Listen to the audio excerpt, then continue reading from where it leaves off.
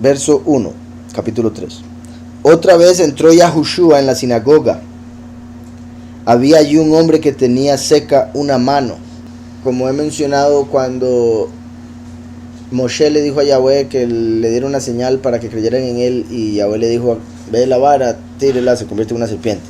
Después le dijo, meta su mano en su seno, después sáquela, y salió leprosa. Y después la volvió a meter y salió sana. Entonces, la mano seca o la mano leprosa representa al último, que es la mano de Yahweh, y que viene como hijo pródigo, o como leproso, seco, porque no tiene el agua de vida, etc. Entonces, otra vez Yahushua entró en la sinagoga. Había allí un hombre que tenía seca una mano, y lo acechaban para ver si lo sanaría en Shabbat. Entonces, como era Shabbat, ya lo habían visto comiendo, ahora dicen, vamos a ver si se atreve este impío a sanar a alguien. Vean lo torcido que tiene que estar en la mente y el corazón de esa gente, como para que digan, vamos a ver si lo agarramos sanando a alguien. Y lo acechaban. Era como las bestias que acechan. Y lo acechaban para ver si lo sanaría un Shabbat, a fin de poder acusarlo. O sea, eso muestra que los fariseos servían a el acusador. ¿Por qué? Andaban buscando acusar constantemente. Eso era todo. Usted no sirve para nada porque usted pecó. Usted no sirve para nada porque usted hizo aquello. Usted no sirve para nada porque es publicano. Entonces, buscando, acechándolo como bestias. Recuerdan que dice la escritura, que le dijo Yahweh a Caín: el pecado acecha a la puerta. El pecado está acechando a la puerta. Aquí dice, ellos estaban acechando, o sea, estaban siendo manifestaciones del pecado mismo, hijos del acusador, puesto que quieren acusarlo y no se dan cuenta. Y así actúa un montón de gente pensando que sirven al Todopoderoso y que creen en la escritura. Dice, y lo acechaban para ver si lo sanaría en Shabbat, a fin de poder acusarlo. Les valía el bien de este hombre con la mano seca, les valía la sanidad. Lo único que querían era agarrarlo y acusarlo de algo. Entonces dijo al hombre que tenía la mano seca: levántate y ponte en medio. Una vez más la palabra levántate, kum, que es una palabra que se conecta con la venida del último, que es la mano de Yahweh, como este hombre con la mano seca. Levántate y ponte en medio. Yahweh le dijo a Moshe: yo levantaré a un profeta como tú en medio de tu pueblo, en medio de sus hermanos. Y también Yahweh dijo: yo soy el primero y yo mismo seré con los últimos en medio de ellos. Entonces levántate y ponte en medio, como el último, la mano de Yahweh, que viene como hijo pródigo, pero Yahushua lo levanta como a Yosef y lo pone en medio para usarlo de ejemplo, de bendición, bendito Yahweh, mientras que ellos van a ser ejemplo de error. Levántate y ponte en medio. Claramente aquí Yahushua siente lo que están pensando los fariseos y dice: sí, ok, vea, y lo voy a hacer el centro de atención. O sea, no lo voy a sanar como que, uy, sí está sano, pero no le diga a los fariseos porque después me acusan. No, me quieren acusar, que lo hagan con evidencia. Vamos a sanar a alguien. Entonces le dice: póngase en el medio, todo el mundo viendo. Levántate y ponte en medio. Y les preguntó: ¿es lícito en los Shabbatot hacer bien o hacer mal? Vean qué perfecta la pregunta. Porque él, si hubiese dicho sanar, se hubiera entendido un poco diferente. Pero dice: es legal, está bien para el Todopoderoso según la ley y la Torah, hacer bien o hacer mal en Shabbat. Es obvio que hacer bien siempre, no solo en Shabbat, siempre es lo correcto. Y hacer mal nunca va a ser la respuesta. Deberías, o sea, les está haciendo la pregunta más obvia que cualquier chiquito, o sea, apenas se pueda comunicar, va a poder responder. ¿Es lícito en Shabbat hacer bien o hacer mal? ¿Salvar la vida o quitarla? Pero ellos callaban. Entonces, mirándolos con enojo, vean esto, ya era demasiado el descaro, la estupidez. No le quieren responder porque es la respuesta más obvia, más clara, pero dicen: no, mejor no le respondamos porque después no le podemos acusar. Queremos acusarle, entonces hagámoslo los que no sabemos la respuesta a la pregunta más fácil que existe, considerándose ellos los más sabios e inteligentes del mundo. Pero ellos callaban. Entonces mirándolos con enojo, ahí ya fue demasiado, los vuelve a ver enojado, entristecido por la dureza de sus corazones. Vean ahí el contraste, se vuelve enojado del descaro, pero al mismo tiempo entristecido, como cuando uno ya dice, bueno, sí, como ahorita con la humanidad, que uno se enoja con la humanidad, pero al mismo tiempo le entristece ver lo engañada que está. Obviamente un nivel ahí más elevado, Yahushua entendiéndolo ahí todo lo que ellos sentían y pensaban. Entonces dice, entonces mirándolos con enojo, entristecido por la dureza de sus corazones, dijo al hombre, extiende tu mano. Él la extendió y la mano le fue restaurada sana. Salieron entonces los fariseos y se confabularon con los herodianos para destruirlo. ¿Verdad? Los herodianos son los que siguen a Herodes. Entonces eran, al decir aquí, salieron, entonces los fariseos vienen siendo como los sacerdotes de hoy en día. Salieron los cristianos, católicos, y se confabularon con los herodianos, con los políticos. Entonces, qué amistades, ¿verdad? Qué uniones. Cuando la iglesia del Estado empieza a hacer negocios o tratar con el Estado, con los políticos, para engañar al pueblo. Salieron entonces los fariseos y se confabularon con los herodianos para destruirlo. Pero Yahushua se retiró al mar con sus discípulos. Se retiró al mar. El mar representa las naciones. Por ende se podría decir, como los fariseos lo andaban persiguiendo, Yahweh decidió llevar la doctrina a las naciones. Ajá, muy buen punto, ¿verdad? Porque sí, los herodianos vendrían siendo pecadores por ser de Herodes, pero sí se asocian con él con tal de destruir a Yahushua. Buen punto, que es como el enemigo de mi enemigo es mi amigo. Pero la hipocresía, que es la levadura de los fariseos, ahí se muestra, puesto que lo criticaban por querer perdonar los pecados a los pecadores. Pero ahora ellos andan con pecadores para poder tratar de destruir a este perdonador de pecados. Ajá, exacto, como el líder mundial, Herodes, con el líder religioso, el falso profeta, el fariseo, o el sumo sacerdote del momento. Entonces, sí, la misma unión que se da en el fin de los tiempos con las dos bestias de Apocalipsis 13. Dice, pero Yahushua se retiró al mar con sus discípulos y los siguió gran multitud de Galil, también de Yahudá, como muchos y pocos, y también se puede hablar el circuito que vuelve a empezar, que es Galil, para traer alabanza a Yahweh, en medio de las naciones, que es el mar. También de Yahudá, de Jerusalén, de Idumea. Idumea es Edom, pero convertido un poco al griego. Edom, o sea, los edomitas. ¿Se acuerdan que hemos visto cómo muchos edomitas se habían convertido al judaísmo 150 años antes de Mashiach? Entonces dice, y lo siguió gran multitud, que representa por ende a los muchos, la gran multitud de Apocalipsis 7, de Galilea, también de Yahudá, de Jerusalén, de Idumea, del otro lado del Jardín y de los alrededores de Tiro y de Sidón. 7 como representando los 7 continentes, los 7 milenios, las 7 congregaciones, representando a todos, puesto que el 7 representa completitud terrenal. Oyendo cuán grandes cosas hacía, grandes multitudes vinieron a él. Entonces dijo a sus discípulos que le tuvieran siempre lista la barca para evitar que la multitud lo oprimiera. Entonces era tantísima la gente que les dijo a los discípulos que siempre le tuvieran ahí un barquito cerca para que él se pudiera montar y alejarse del montón de gente. Entonces todos en la playa y él un poquitito alejado predicándoles. Entonces dijo a sus discípulos que le tuvieran siempre lista la barca para evitar que la multitud lo oprimiera. Pues como había sanado a muchos, todos los que tenían plagas se echaban sobre él para tocarlo. Y los espíritus impuros, al verlo, se postraban delante de él. Obviamente, los espíritus dentro de la persona hacían que la persona se inclinara. ¿Me explico? Entonces era la persona endemoniada que se inclinaba, pero era porque el demonio estaba reconociendo a la persona que tenían enfrente. ¿Está claro? Y los espíritus impuros, al verlo, se postraban delante de él.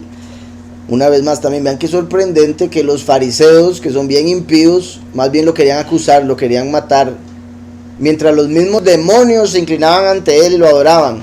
O sea, los fariseos son peores que los demonios, espíritus malignos.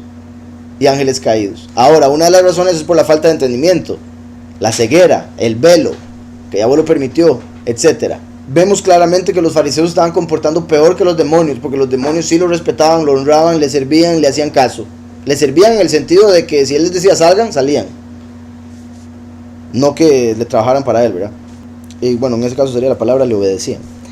Dice aquí, y los espíritus impuros al verlo se postraban delante de él y gritaban, tú eres el hijo de Elohim. Entonces se imagina, ahora, ¿qué iban a decir obviamente los fariseos? Una de dos, es un demonio hablando, ¿usted le va a creer a un demonio? O por otro lado, es la persona que cree en él y está muy loco. Estas personas creen que él es el Mesías, ¿verdad? Puesto que eran personas poseídas. Tú eres el hijo de Elohim. Pero él los reprendía para que no lo descubrieran. Una vez más, ¿verdad? Callados, no digan nada, que no se den cuenta. Porque solo Yahweh puede revelar eso para que una persona de verdad lo entienda y lo crea. Un demonio no puede. Por más que un demonio lo diga, eso no va a dar entendimiento, revelación o fe. Tiene que ser Yahweh el que lo revele para que la persona crezca en fe. Un demonio lo dice, más bien puede traer problemas. Por eso que dije, el fariseo va a decir, un demonio, ¿usted le va a creer un demonio?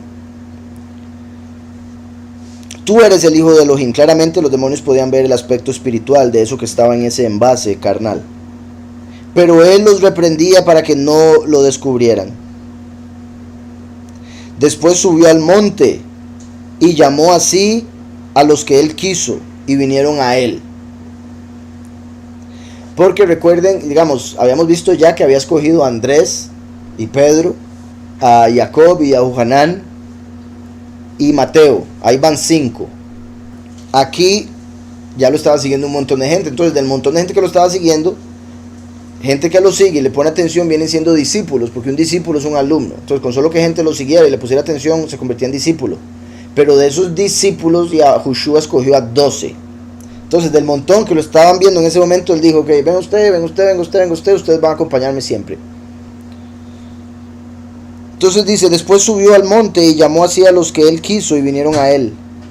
Designó entonces a 12 para que estuvieran con él, para enviarlos a predicar. Entonces, designó entonces a 12 para representar a las 12 tribus, para representar y revelar que él venía por las tribus de Israel en esa primera manifestación, no por las naciones. Designó entonces a 12, también siendo Yahushua como la luz del día y sus discípulos cada una de las horas de esa luz. Dice, para que estuvieran con él, para enviarlos a predicar y que tuvieran autoridad. Eso es muy importante. Les dio autoridad para sanar enfermedades y para echar fuera demonios. Dos cosas muy importantes que están relacionadas también porque a veces es lo uno por lo otro. Para sanar enfermedades y echar fuera demonios. Pero vean que aquí les está dando autoridad. Sin embargo, el Espíritu, la Ruach HaKodesh, se les dio a los discípulos hasta Shavuot. Después de Yahushua morir, resucitar, 50 días después recibieron la Ruach. Entonces aquí les está dando, por decirlo así, una porción a través de la Ruach de autoridad para poder sacar demonios y dar sanidad. Y que tuvieran autoridad para sanar enfermedades y para echar fuera demonios. A Shimón, a quien puso por sobrenombre Kef.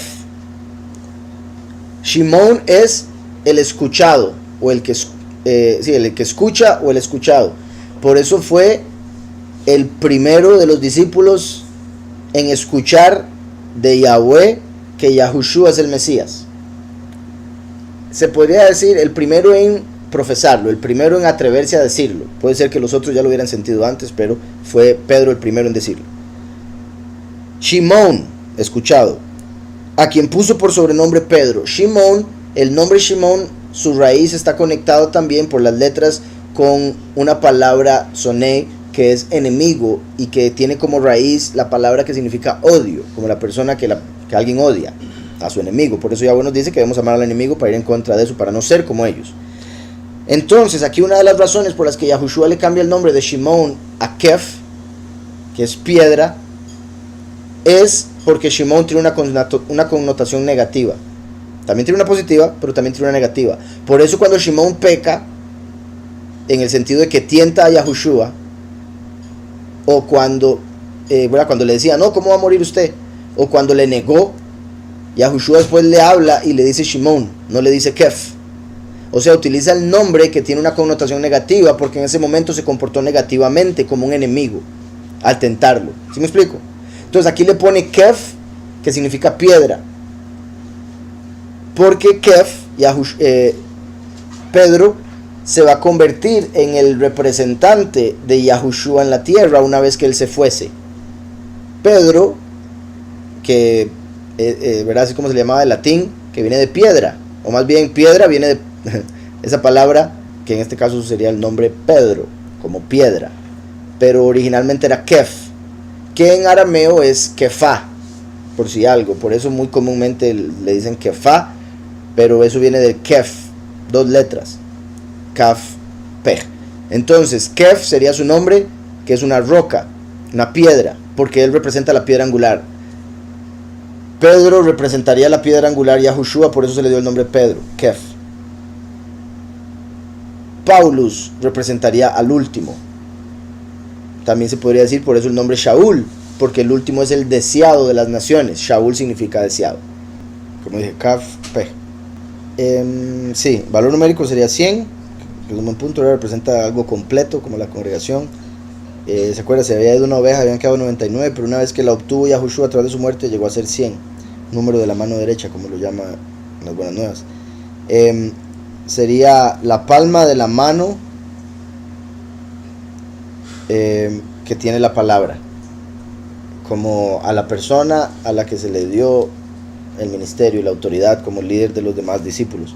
La Kaf es un trono, una corona, entonces podría decir que ahí se le estaba dando autoridad para hablar. A Shimón, a quien puso por sobrenombre Kef. A Jacob, hijo de Sabdai, y a Yahuhanán, hermano de Jacob, a quienes apellidó Benei Barak, hijos del relámpago, hijos del relámpago, hijos del trueno. Recuerden que Jacob y Yahuhanán pidieron a Yahushua ser los 2 testigos. Yahushua les dijo que no podían, porque ya había sido dado a 2 personas diferentes. Pero ese hecho hace que los 2 representen a los 2 testigos. O sea, Jacob y Yahuhanán representan a los 2 testigos. Curiosamente les dio el nombre hijos del relámpago. Y parece ser que en Apocalipsis, vemos en Apocalipsis 11, que cuando matan a los 2 testigos lo más seguro va a ser con un rayo, un relámpago. Entonces se van a convertir en hijos de Yahweh a través del relámpago. Por ende es muy particular que se les diera este nombre. También, por si algo, geográficamente hay un lugar que se llama así en Israel. Es posible que viniesen de ahí y eso tuviese relación con. Pero también otra posibilidad de por qué Yahushua les puso así es porque ellos eran se encendían muy fácil, eran muy rápidos para querer traer juicio, como cuando no le quisieron dar de comer a Yahushua en un lugar. Entonces ellos dijeron, hacemos caer fuego del cielo como Eliyahu, y Yahushua les dice, pero ustedes no saben de qué espíritu son. Entonces querían hacer descender fuego del cielo, les pusieron hijos del rayo. A Shimón, a quien puso por sobrenombre Kef, a Jacob, hijo de Sabdai, y a Yahuhanán, hermano de Jacob. Sabdai es mi regalo, entonces Jacob, que representa el regalo de Yahweh, el deseado de las naciones. Jacob, que es el mismo nombre del patriarca, que es una representación del último, así como Yitzhak es una representación del primero. Y Yahuhanán, hermano de Jacob. Yahuhanán, que tiene el mismo nombre que Yahuhanán el Inmersor, Juan el Bautista, que era Eliyahu. Por eso es que Jacob y Juan representan al testigo como Moshe y testigo como Eliyahu. Después dice, a quienes apellidó Benei Barak, es decir, hijos del trueno. Ese que aparece aquí como Jacob es el que se llama, llaman en español Santiago. El cambio fue sorprendente. Sí, ese sería el griego, Boanerges. Es el griego que viene, bueno, es que verdad, como son, supuestamente viene de arameo, dicen. Y en ese caso sería Ben Regaz, que Regaz sería trueno, pero en arameo. Benei Barak es como normalmente se llamaba en hebreo. La primera sería ragaz, que sería verbo. Él fue agitado, perturbado, tembló, todas las cosas que suceden cuando cae un trueno. Entonces eso querría decir que ellos eran hijos de la perturbación o hijos agitados, andaban siempre muy agitados y les tuvo que poner así. 3:17 dice: Ve Jacob ben Sabdai, ve Yohanan, Aji Jacob, Vaitein Lahem Shemot, y les dio a ellos los nombres Benei, aquí lo ponen un poco diferente, pero sí basándose en esta, dice Benei Regesh, que sería entonces Ragaz en arameo, Regesh en hebreo. La diferencia vendría siendo una letra. En hebreo termina con Shin, en arameo con Zain.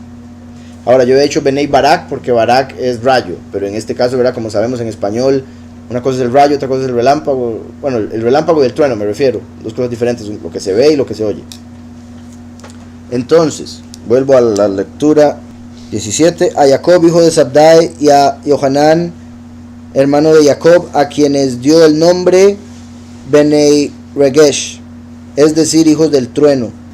Ve, aquí dice, esta expresión semítica, o sea, los descendientes de Shem, de los que tienen los idiomas de Shem, puede traducirse como hombres tempestuosos, en el sentido de personas de carácter impulsivo o ambicioso. Entonces eran muy impulsivos, por eso les puso así.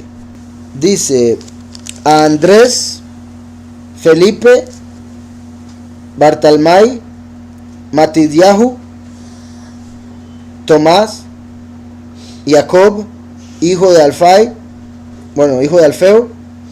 Tadeo, Shimón el Cananí, y Yahudá Ishkiriot, el que lo entregó.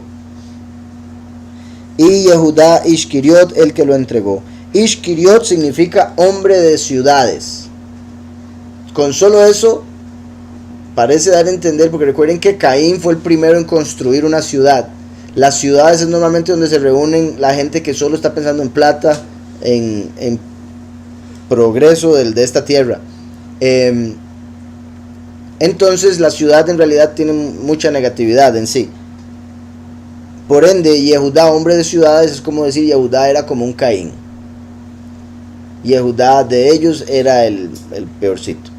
Y Ishkiriot era un lugar donde vivían los edomitas que fueron convertidos al judaísmo. De ahí que se cree que Yehudá pudiese haber sido un edomita, un descendiente de Saúl, que se convirtió al judaísmo. Y ¿verdad? También por eso habría hecho esto.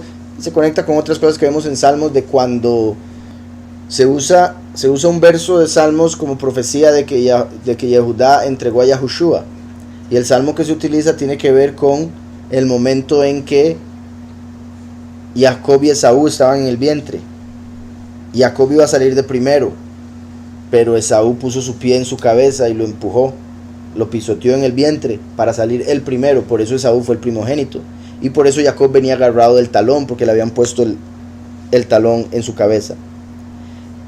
Entonces Yehudá, al entregar a Yahushua, se puso como mayor que Yahushua, porque lo vendió como su esclavo por 30 piezas de plata, que es el valor de un esclavo, y fue como pisotearlo. Entonces se utiliza como profecía de que Yehudá entregaría a Yahushua, un verso que se conecta con lo que pasó con Esaú y Jacob en el vientre. Por ende, eso parece confirmar que Judas, era edomita, y por eso le hizo eso a Yahushua. Obviamente, por si algo, de los fariseos, la mayoría eran israelitas. Bueno, se supone que todos, pero mi punto es, ya había gente infiltrada. Y Israel lo rechazó, y Israel estuvo de acuerdo con matarlo, pero parece ser que Yehudá era descendiente de Edom. O sea, la idea o su pregunta sería si era descendiente de Canaán, el malo, del pecador. Y no, se cree que ahí se está refiriendo a lo que significa Canaán. No, ni a la tierra, ni a la descendencia de Canaán. Se estaría refiriendo al significado Canaán. Uno de los significados que le dan es comerciante. Entonces podría ser que estuviese diciendo el comerciante. Voy a ver por acá. aquí dice el cananeo. Otra traducción de cananeo es celoso. Por eso en algunas traducciones ponen el celote. Y los celotes eran personas que eran muy celosas por su fe y estaban dispuestas a pelear y matar por. Entonces era como un guerrero, dispuesto a matar por lo que creía. Entonces aquí aceptó a Yahushua y se tuvo que dar cuenta que esa no era la forma de hacer a la gente creer, ¿verdad? Con la espada física, sino con la espada de Yahweh. Entonces dejó la espada física por la espada espiritual. Eso sería el caso de Shimón el celote. El cananeo, dice aquí que también cananeo celoso o ferviente. O sea, aquí también dice Bartolomé, pero sería Bartalmai, que es hijo de los muchos. Bueno, por el bar, sí. Sí, bar sería arameo. Que eso ya, ¿verdad? Desde que se salió de Babilonia ya el pueblo traía mucho arameo. Y significa hijo de trillos, como de esas líneas que se hacen cuando se ara la tierra para poner la semilla.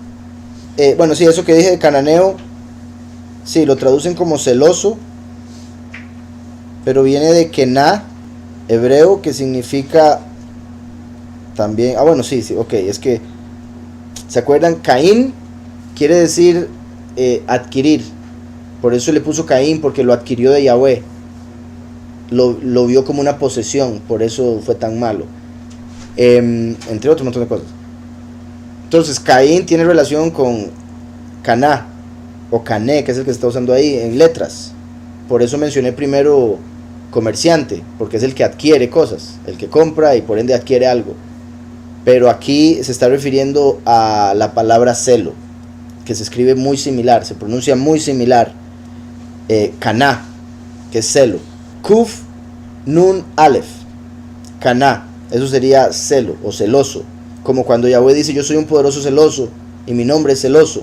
Ese es el verbo, la palabra que utiliza, Éxodo 34:14. Entonces se está refiriendo a celoso, por eso Shimón el celoso. Espero se haya entendido por qué primero dije lo de comerciante, porque también es otro significado que llega, pero con otra letra. Entonces al ser con esta letra indica celo, y por eso era el celote. Y repito, eso lo vemos en otras partes que lo llamaban el celote. Los celotes eran personas que tenían demasiado celo por su fe y por su pueblo y estaban dispuestos a pelear contra Roma y matar a quien fuera. Eran como casi que sicarios. Porque también se acuerda que habían unos que eran los sicarios. De hecho, el nombre sicario de hoy en día viene de un grupo de gente que andaba ahí en Israel y que acusaron a Pablo de ser un sicario, ¿recuerdan? Pensaron que él era uno de ellos. Entonces, Shimón el celote y Yehudá Ishkiriot, el que lo entregó. Por si algo, bueno, voy a decir los nombres. El escuchado es la piedra que sustituye. En ese caso sería Yahushua, la piedra angular, que es escuchado por Yahweh, por eso es el intercesor, sustituye al poderoso de este mundo. Él es el regalo de Yahweh para la humanidad, Sabdai. El que trae el favor de Yahweh para suplantar a los hijos del trueno, que en ese caso sería, ¿verdad?, como suplantar a los que siguen a Zeus, los que son de Lucifer, para que el hombre, amante de los caballos, como el hijo del hombre que viene en caballo blanco, sea el hijo que haga muchos surcos para sembrar la semilla de Yahweh, para que se dé la cosecha. Este es el regalo de Yahweh, Matidyahu, que es el gemelo, o sea, el hermano del primero. Sustituye a través del cambio. Tadeo significa de gran corazón o valiente. Y vean qué particular ahí, después de haber hablado del que representa el último, que viene como gemelo, porque el último es el corazón, así como Yahushua es el cerebro. Primero es el cerebro, el último es el corazón. El último es David, en el sentido de que tiene un corazón como el corazón de Yahweh, y viene como Gibor, como valiente, para suplantar a los hijos del trueno. Como sabemos, Zeus es el dios del trueno, y el trueno cae del cielo como Satán, para que así el hombre, el hijo del hombre, que es amante de los caballos, que viene con caballo blanco, sea el hijo que hace los surcos para sembrar la semilla, como el regalo de Yahweh, que es el gemelo, que suplanta a través del cambio, siendo el corazón, y valiente, que es escuchado a través de su celo, porque viene como el celo de Yahweh, y la alabanza de Yahweh, siendo un hombre en medio de las ciudades. ¿verdad? Porque tiene que ir a las ciudades a predicar. Y Ish es hombre como el que se casa. Entonces, hijo de hombre que se llega a casar eventualmente en las bodas del Cordero. Kiriot, de ciudades, como el hecho de que tiene que ir a las ciudades a predicar, pero también el hecho de que cuando lo matan en la gran ciudad, que en sentido espiritual es Sodoma y Egipto, y que esa ciudad va a tener un terremoto cuando resucita y la 10ª parte va a ser destruida. Los nombres de los discípulos se pueden ver como primero y último, como acabamos de ver. Volvieron a casa y se juntó de nuevo tanta gente que ni siquiera podían comer lejem. Cuando lo oyeron los suyos, vinieron para prenderlo, porque decían, está fuera de sí. Este es uno de los versos que a mí me parece más sorprendente. Como ya para este tiempo los fariseos andaban diciendo que Yahushua estaba endemoniado, se estaba corriendo ese chisme, le llegó el chisme a Miriam y a sus otros hijos. Y aquí vemos lo sorprendente, lo triste de la memoria, cómo falla con el tiempo, puesto que Miriam lo tuvo estando virgen. Eso debería haber sido suficiente para creerle todo lo que su hijo le dijera. Pero la influencia de la gente, la presión social, oír a los que ellos consideraban los líderes, los sabios, decirles, su hijo está endemoniado. Viene el doctor y le dice, no, está pero súper esquizofrénico ese chamaco. Entonces le dicen los títulos que ellos quieran y Miriam dice, uy sí, yo creo que ya lo perdimos. Yo no creo que esté endemoniado, pero sí debe estar loco. Porque he oído tantas cosas. Entonces Miriam, ¿verdad? A la que llaman María erróneamente, a la que adoran con el nombre María, pero por si algo no es a ella la que adoran a la Reina del Cielo de Jeremías, pero con el nombre María, diciendo que es la madre del Mesías. Ellos dicen adorarla porque supuestamente ella es casi que igual o mejor que, tanto así que se le imaginan que ascendió al cielo sin morir y otro montón de cosas. Pero aquí vemos que ella llegó un momento donde no creyó. Ella misma aquí está mostrando ser como el resto de la humanidad, que tiene duda, que llegan pensamientos negativos, y es su propia madre física. Entonces la gente ve a la forma que ellos lo ven, María, como a ella todo se lo cree, ella le ayuda en todo, y aquí estamos más bien viendo lo contrario. Ella dijo, uy, mi hijo, sí, ya, lo perdimos. Entonces, se juntó de nuevo tanta gente que ni siquiera podían comer pan. Cuando lo oyeron los suyos, sus familiares, vinieron para prenderlo, porque decían, está fuera de sí. ¿Verdad? Está loco. Pero los escribas que habían venido de Jerusalén decían que tenía a Belzebub y que por el príncipe de los demonios echaba fuera los demonios. Belzebub es el príncipe de los demonios. Lo llamaban Belzebub como un insulto, porque en el templo de Belzebub estaba repleto de moscas, que en hebreo es mosca es Zebub, Zebubim. Estaba repleto de Zebubim. Entonces llegaban las moscas porque le ponían sacrificios, y como el ídolo está muerto, nadie se comía esos sacrificios, a diferencia del templo de Yahweh, donde se hacía el sacrificio, se elevaba en humo una parte y la otra se lo comían los sacerdotes, entonces no quedaba nada, todo limpio, orden, lavaban, etc. Pero en ese templo traían la carne y la dejaban en el altar, no se la comía el poderoso, entonces se llegaba a podrir y por ende se llenaba de moscas. Entonces decían, ese es el señor de las moscas, Belzebub. Bel, señor. ¿Cómo es que le llaman señor o Bel o Baal al Todopoderoso según ellos? Cuando dicen señor y todo eso. Entonces, en cierta forma, obviamente, por si algo, no estoy diciendo que los cristianos hayan cometido la blasfemia en contra del Espíritu al hacer esto, porque lo hacen inconscientemente. Pero al llamar a su Mesías o a su Cristo Señor, están diciendo que su soberano es Bel, por ejemplo Belzebub. Entonces no se dan cuenta de a quién sirven. Entonces dice aquí, sus familiares pensaban que estaba fuera de sí, o sea que se había vuelto loco. Decían, pobrecito, está mal del cerebro, y la gente anda diciendo que está endemoniado, pero no, es un problema mental. Los fariseos decían, ¿cuál problema? Eso no es físico, eso es espiritual, tiene al mismito demonio, y no al demonio, al príncipe de los demonios. Entonces dice, pero los escribas que habían venido de Jerusalén, o sea, habían llegado unos especiales desde Jerusalén para oírlo, ¿verdad? Como llevaron a los profesionales. Sí, exacto, los conocedores. ¿Y qué fue lo que dijeron los expertos? Ah, no, está endemoniado con el peor. Con el príncipe de los demonios. Pero los escribas que habían venido de Jerusalén decían que tenía a Belzebub y que por el príncipe de los demonios echaba fuera a los demonios. Y habiéndolos llamado, les hablaba en parábolas. Que eso viene siendo como parte de la razón por la que pensaban eso. Porque les hablaba en parábolas, no entendían nada, entonces decían, ¿está loco o endemoniado? ¿Cómo puede Hasatán echar fuera a Hasatán?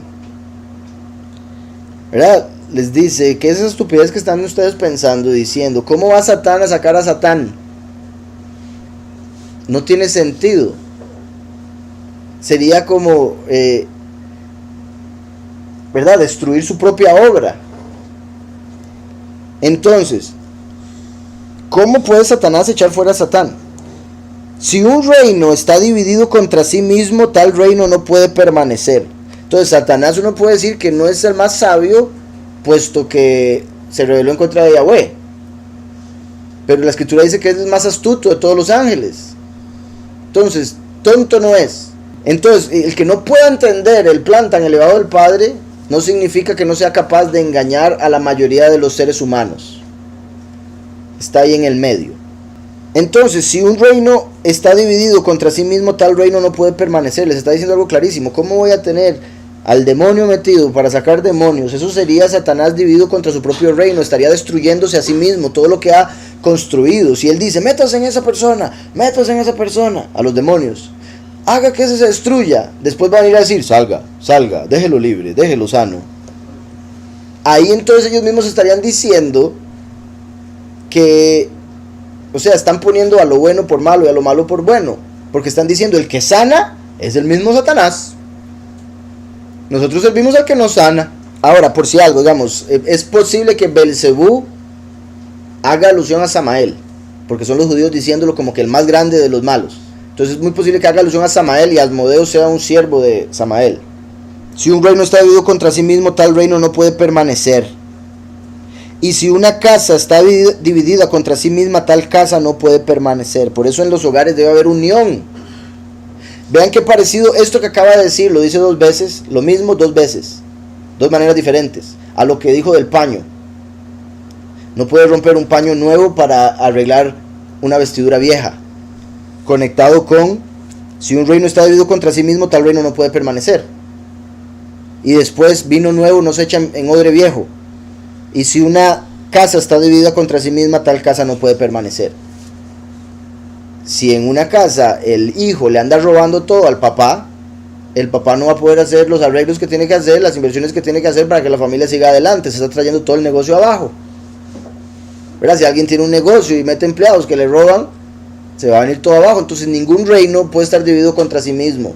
No hay forma de que se mantenga. Y Satanás no es tan tonto como para destruir su propia obra. Ahora, el punto es que su falta de entendimiento, su rebelión, lo va a llevar a cometer errores que va a hacer que todo se le venga abajo. Entre esos, como ya hemos hablado, Lucifer ha estado en contra de Samael durante toda la historia.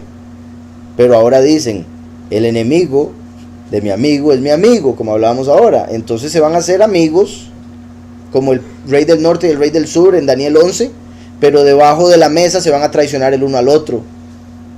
Entonces el reino de Samael, entre ellos está todo unido. El reino de Lucifer, entre ellos está todo unido. Pero cuando traten de unirse este reino con este reino para, según ellos, vencer a Yahweh, más bien lo que van a traer es división. Porque este reino va a estar dividido contra este. Entonces van a traer abajo todo, lo de Samael y lo de Lucifer. ¿Sí se entiende? Y si una casa está dividida contra sí misma, tal casa no puede permanecer. Y si Hasatán se levanta contra sí mismo y se divide, no puede permanecer, sino que ha llegado su fin. Ahí está diciendo, ¿cómo se les ocurre que yo voy a tener ese espíritu para sacar demonios? Eso querría decir que se le está viniendo todo abajo. Pero después con esto que dice, básicamente está profetizando. Porque si Lucifer salió de Samael, espiritualmente son la misma genética. Por ende, cuando este reino se venga en contra de este, es la misma casa dividiéndose, porque es el hijo contra el padre. Y por eso es que en el fin de los tiempos eso es lo que va a suceder y se le va a venir abajo el reino. Porque si no, se estaría diciendo que el reino de Satanás va a estar siempre. Sabemos que en el final se cae. ¿Por qué se cae? Porque sí se llega a dar una división. Entonces dice, y si Satanás se levanta contra sí mismo y se divide, no puede permanecer, sino que ha llegado su fin. Samael se dividió contra sí mismo al hacer a Lucifer y por ende no va a poder permanecer. Ha llegado su fin una vez que Yahushua se manifiesta para revelar esa verdad. A diferencia de eso, Yahweh se separó en dos, no se dividió, se separó en dos que dan testimonio el uno del otro y al final se van a unir para establecer el reino. Algo muy parecido, pero obviamente lo contrario, uno para caída, otro para establecer el reino. Y si Satán se levanta contra sí mismo y se divide, no puede permanecer, sino que ha llegado su fin. Nadie puede entrar en la casa de un hombre fuerte y saquear sus bienes. Si antes no lo ata, solamente así podrá saquear su casa. Ese verso es importantísimo. Nadie puede meterse a la casa de alguien y dejarlo sin nada. Más si es un hombre fuerte, un hombre armado. Primero hay que amarrarlo para que no pueda hacer nada. Yahushua está diciendo que él venía a llevarse todo de este mundo, lo que le pertenece a Yahweh, pero que ha estado bajo la autoridad de Satanás por el pecado del hombre. Pero Yahushua está diciendo, y vean como aquí este verso es una confirmación de la segunda manifestación, del último. O sea, la manifestación del último, que es la segunda manifestación de Yahweh. Dice, nadie puede entrar en la casa de un hombre fuerte y saquear sus bienes. Eso es lo que va a ser el último. ¿Por qué? Porque viene como ladrón en la noche. Eso significa que no lo van a reconocer, que lo van a ver como malo, pero también que se viene a robar todo lo del enemigo. Entonces dice, nadie puede entrar en la casa de un hombre fuerte, ese sería Satanás, que es el poderoso de este mundo. Por ende, este mundo es la casa de ese hombre fuerte. Nadie puede entrar en la casa de un hombre fuerte y saquear sus bienes. El último viene como ladrón en la noche. Si antes, el primero, no lo ata. Y Yahushua, a través de venir y morir sin pecado, ató al acusador, que es el hombre fuerte, dueño de este mundo, la casa.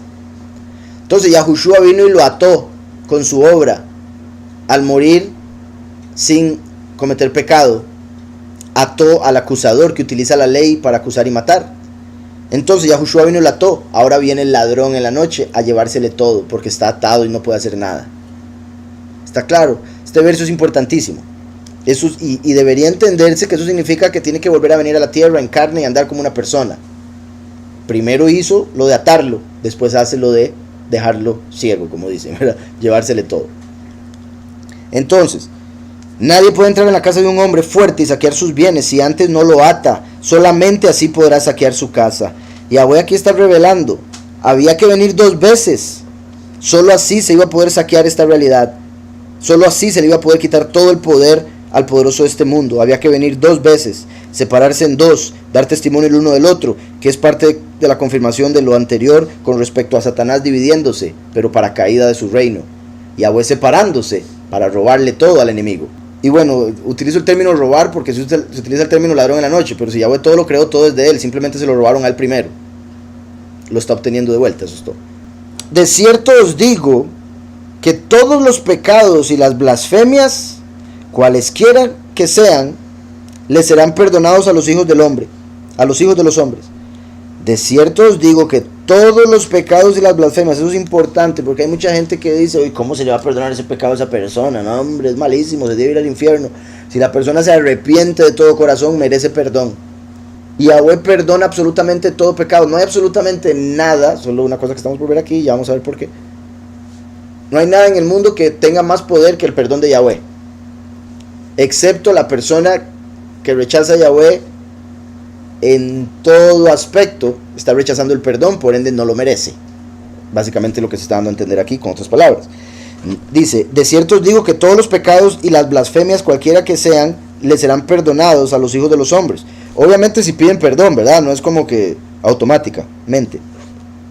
Pero el que blasfeme en contra de la Ruach HaKodesh no tiene jamás perdón, sino que es reo de juicio eterno. No tiene jamás perdón. En otro de las buenas nuevas, Yahushua dice, ni en este reino ni en el que sigue.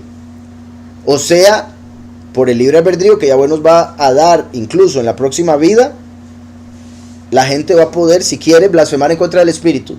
E incluso en el otro reino sería condenado a muerte y a prisión eterna.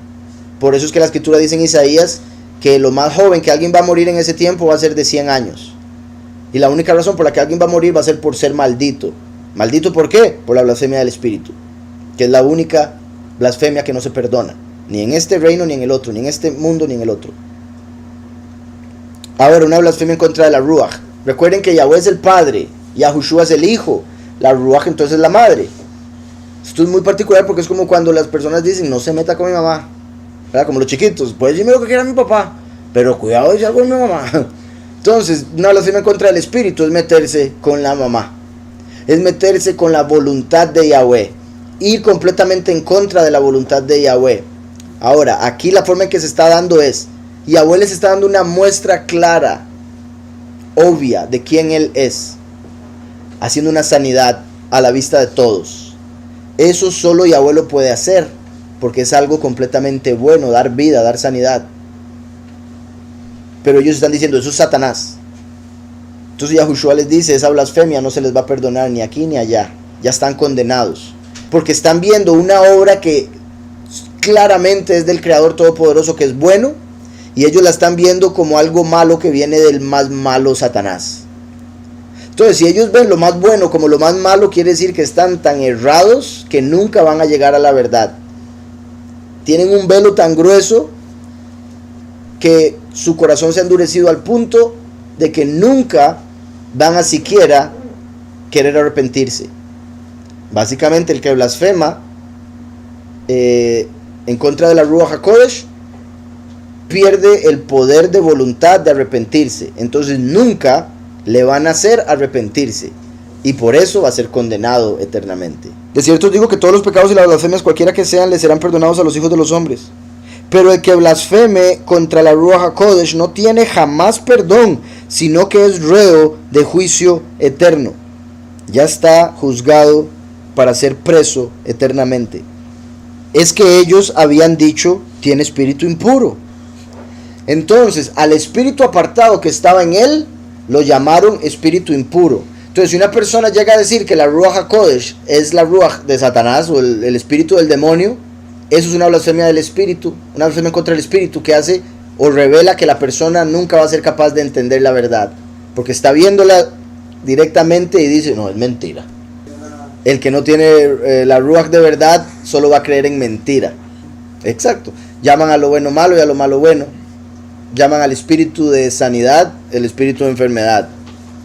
Es que ellos habían dicho, tiene espíritu impuro. Entre tanto llegaron sus hermanos y su madre. Vean qué particular. Está hablando de la blasfemia en contra del espíritu y llega su madre. Se acaban de meter con su madre espiritual y llega la madre carnal, pensando que está loco. Que ahí también vemos una muestra. Una cosa es decir, tiene un demonio, a decir, no, yo creo que tal vez algo está pasando en la mente. Eso no es blasfemia en contra del espíritu, simplemente no entender. Y en muchos casos, como hace la gente que dice lo que no entienden espiritualmente, le dan una razón física. Entre tanto llegaron sus hermanos y su madre, y quedándose fuera enviaron a llamarlo. O sea, ni siquiera tuvieron la decencia de entrar. No, hombre, que vamos a estar entrando ese montón de locos ahí escuchando al otro loco, ¿verdad? Entonces, vean, uno esperaría a la mamá de Yahushua de primera escuchando las enseñanzas. Ay, mi hijo, qué bien, mi hijo. Pero no, andaba en su casa, le dicen que está loco y van a sacarlo y ni siquiera entra a donde él está enseñando. Entonces ahí vemos a Miriam que no, en ese momento no estaba creyendo en la enseñanza. En ese momento no estaba muy salva, que digamos, porque está diciendo, no, ni voy a entrar, que salga, que me lo saquen para llevármelo. Entonces, entre tanto llegaron sus hermanos y su madre, y también vea como dice sus hermanos, porque Miriam tuvo otros hijos después de Yahushua, con Yosef, cosa que los católicos no enseñan. Más bien los católicos dicen, no, ya se quedó virgen y se fue virgen. Pero aquí dice, llegó con hermanos. Entre tanto llegaron sus hermanos y su madre, y quedándose afuera, enviaron a llamarlo. Repito, ni siquiera entraron, que eso es una falta en cierta forma de respeto hacia lo que él estaba enseñando. Entonces la gente que estaba sentada alrededor de él le dijo: tu madre y tus hermanos están afuera y te buscan. ¿Verdad? Tu madre y tus hermanos están afuera y te buscan, se lo quieren llevar, Mashiach. Yahushua sabe lo que está pasando.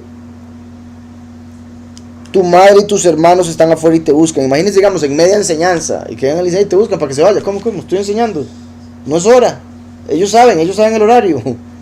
Ahora, una cosa, o sea, la posibilidad, sin tener tanto conocimiento como el que tenía Yahushua, sería como, uy, tal vez una emergencia, voy a ir a ver qué pasa. Pero Yahushua sabía la razón. Entre tanto llegaron sus hermanos y su madre, quedándose afuera, enviaron a llamarlo. Entonces la gente que estaba sentada alrededor de él le dijo: tu madre y tus hermanos están afuera y te buscan. Él les respondió diciendo: ¿quiénes son mi madre y mis hermanos? Vean ahí cómo los dijeron: verá que está loco, ya ni nos reconoce. Entonces vean cómo no entendían las cosas espirituales. Yahushua dice: ¿quién es mi madre y mis hermanos? Ahí Miriam y sus hermanos dejaron de ser familiares de él. ¿Por qué? Porque dejaron de creer por un momento. Y por eso Yahushua dice: el que está conmigo, perdón, el que no está conmigo está en contra mía. Ahí Miriam y sus hermanos no estaban con él, entonces estaban en contra de él, por ende no eran su mamá y sus hermanos. ¿Está claro? Vuelvo a lo mismo en el catolicismo, como han puesto a María y como la ponen y como ponen al hijo, como ¿verdad? El que le ruega y todo eso. Aquí más bien diría: uy, mami, pero ¿cómo que no va a creer en mí? Porfa, pase. No, me tengo que ir porque me está llamando mi mamá María. Entonces, vean toda la diferencia de la actitud que tendría el Cristo que han enseñado al catolicismo a la actitud que tiene Mashiach y Yahushua aquí. ¿Quién es mi mamá? Imagínense los católicos: ¡ay, qué falta de respeto! No la reconoce, qué bárbaro, pero hay... No. ¿Quién es mi mamá? Mientras no esté buscando a Yahweh, dejó de ser mi mamá. Y le dijeron a él: he aquí tu madre, Imja, Beajeija, Bajutz, están afuera. Tu madre y tus hermanos están afuera. Es como aparece aquí, en hebreo. Entonces, dice: tu madre y tus hermanos están afuera y te buscan. Él les respondió diciendo: ¿quiénes son mi madre y mis hermanos? Y mirando a los que estaban sentados alrededor de él, dijo: aquí están mi madre y mis hermanos. Vean qué poderoso. Ellos están afuera, no quisieron entrar, salieron de la cobertura. ¿Quiénes son mi madre y mis hermanos? Ustedes, los que están escuchando la enseñanza, la creen y la ponen en práctica. Ustedes son. Y vean qué poderoso, porque no dice: ¿quiénes son mi padre, mi madre y mis hermanos? No, ¿quiénes son mi madre y mis hermanos?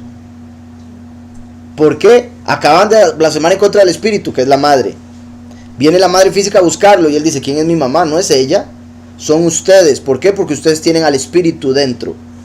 Porque creen que yo soy. Entonces, porque creen que Mashiach o que Yahushua es Mashiach, tienen el espíritu, porque solo el espíritu revela eso. Si tienen el espíritu es porque son la madre. Y una persona que tiene el espíritu se convierte en hermano. Entonces, ¿quiénes son mi madre y mis hermanos? El espíritu y los que tienen ese espíritu en ellos. Por eso dice: todos los que están acá. ¿Está claro? Poderosísimo. Entonces está confirmando que la Ruach es la madre espiritual. Está confirmando que cuando una persona, incluso la madre de Mashiach física, no cree, queda fuera. Y mirando a los que estaban alrededor de él, dijo: aquí está mi madre y mis hermanos. Porque todo aquel que hace la voluntad de Yahweh es mi hermano, mi hermana y mi madre. Es posible que por eso que ahí dice mi hermana hayan excluido hermana arriba. Pero ahí está, obviamente lo que está haciendo es incluyendo a las mujeres, ¿verdad? Como diciendo, no solo los hombres, también las mujeres que con que tengan el espíritu son hermanos y hermanas.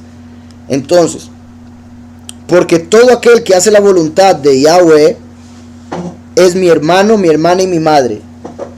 Como Miriam en ese momento estaba pensando que estaba loco, no estaba haciendo la voluntad de Yahweh. No era la voluntad de Yahweh que Yahushua se fuera de ahí. La voluntad de Yahweh era que estuviera ahí predicando, sanando, ayudando. Entonces Miriam no estaba siguiendo la voluntad de Yahweh. Entonces Yahushua dice: ella no es mi madre ahorita, porque mi madre y mis hermanos son los que hacen la voluntad de Yahweh. Y el que hace la voluntad de Yahweh es porque tiene al espíritu guiándolo. ¿Está claro?